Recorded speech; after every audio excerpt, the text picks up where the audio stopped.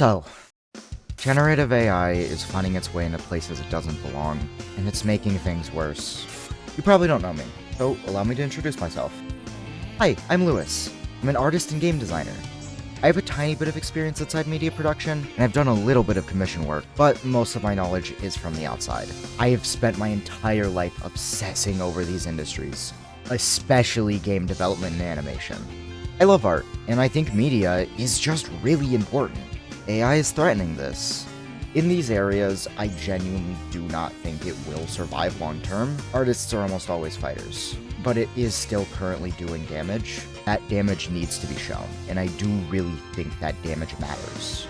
AI-generated media has little to no real value, and it's making real art less accessible, hurting those same artists it's hiding and hurting the people consuming it.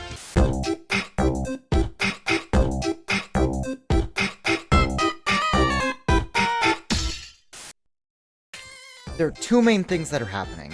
Companies are replacing artists, and art is becoming less accessible. Commission work is already extremely hard, and it's unfortunately the place that's had the most immediate damage. Most people would rather get something cheap and fast. Commissioning art is slow and expensive. It's a luxury most people can't afford. Gen AI has a very understandable appeal. It's quick and free. This sucks, but your average person using Gen AI isn't the issue, even if I personally find it a little distasteful. The real problem is companies using these tools instead of hiring people. Something they've shown they're very willing to do.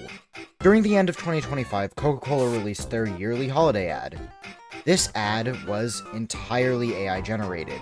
Is this a one-time thing? No.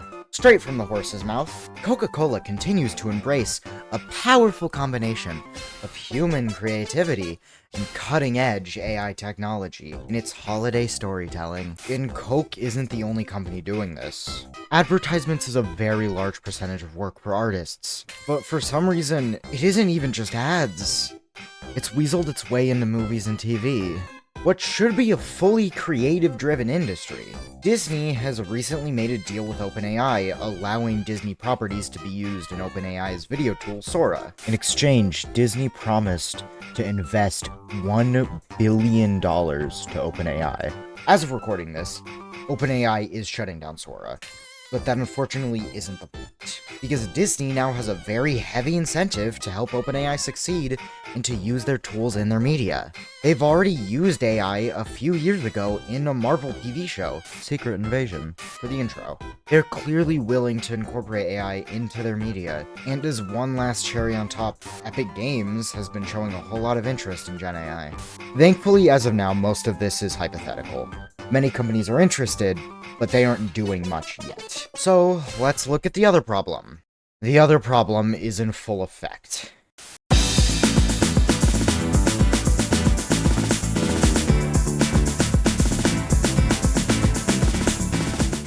Art is becoming less accessible.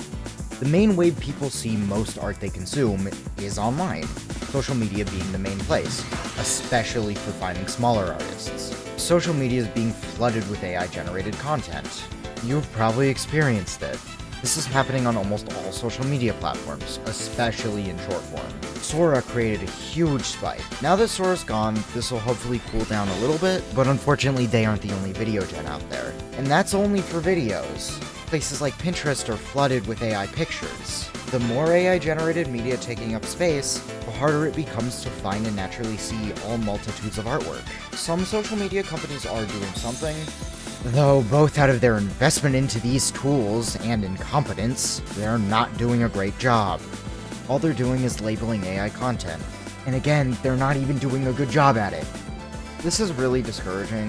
When your art is being pushed down by easily mass-produced, lazy media, staying motivated becomes difficult. But art's too important to just give up. But why though? Unfortunately, that is a good point, Devil's Advocate. So why does this matter? Art has inherent value. When someone looks at art, the feelings they feel and the reasons behind them are unique to themselves. But the artist has some intent. Every single line, every single word, everything is a choice.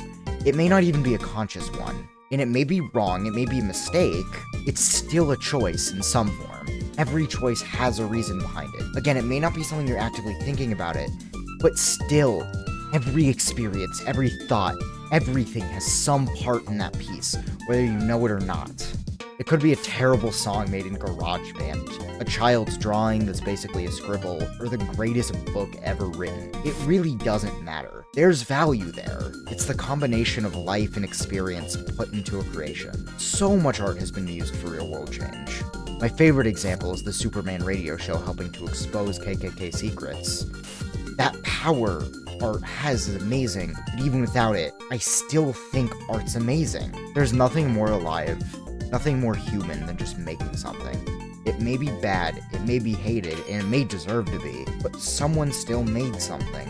And in my opinion, there's an inherent beauty in that. It's entirely subjective, but I think that's why I adore it. Someone went out of their way to make something. Is that not just wonderful?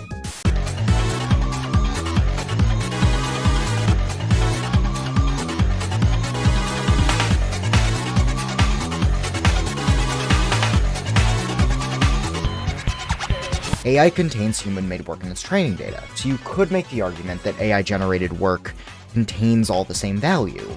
I do see the logic behind that, but I disagree. Extremely simplified, all AI does is predict. For an LLM, after you prompt it, it guesses what word should come next for the reply, and it does that until it forms a full sentence or a full paragraph or whatever you asked for. And it does the same for image gen, but instead of the next word, it's the next pixel. The AI isn't actually making anything.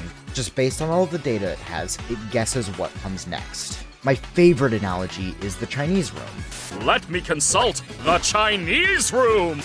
If you know what that is, you're either like me, weird, or you learned about it from Funny Teeth Man. For those who don't know, the Chinese room is a thought experiment. A man is locked in a room with a manual on how to respond to a message in Mandarin, but it doesn't explain any of what it means. A message in Mandarin is slid under the door, and he makes a reply using the manual, and then slides it right back under. He doesn't know what he just replied to, and he doesn't know what he just replied with, but from the outside, it seems like you're having a full back and forth conversation. What does it say? I don't know. I don't understand Chinese. That's what the AI is. Again, it's not actually making anything. There isn't any real substance. It's just guessing on how to reply the message it doesn't understand based on a big manual of training data it also doesn't understand. It's just guessing the most optimal reply. There isn't any of that value. It's just a prediction. AI can't make art, and it never will be able to. Art is feeling. Art is love, art is hate, art is apathy, art is joy, and everything in between and outside. Don't worry if it's good. Don't worry if it comes out right. Just don't worry. Go make something. Make anything. But go make something. No matter what, you made something of value. And you were the one who did it. So go do it. Now. This is a threat. Thank you so much for your time, and thank you for listening to my ramblings. I'm gonna go work on my D&D campaign now. So, yeah.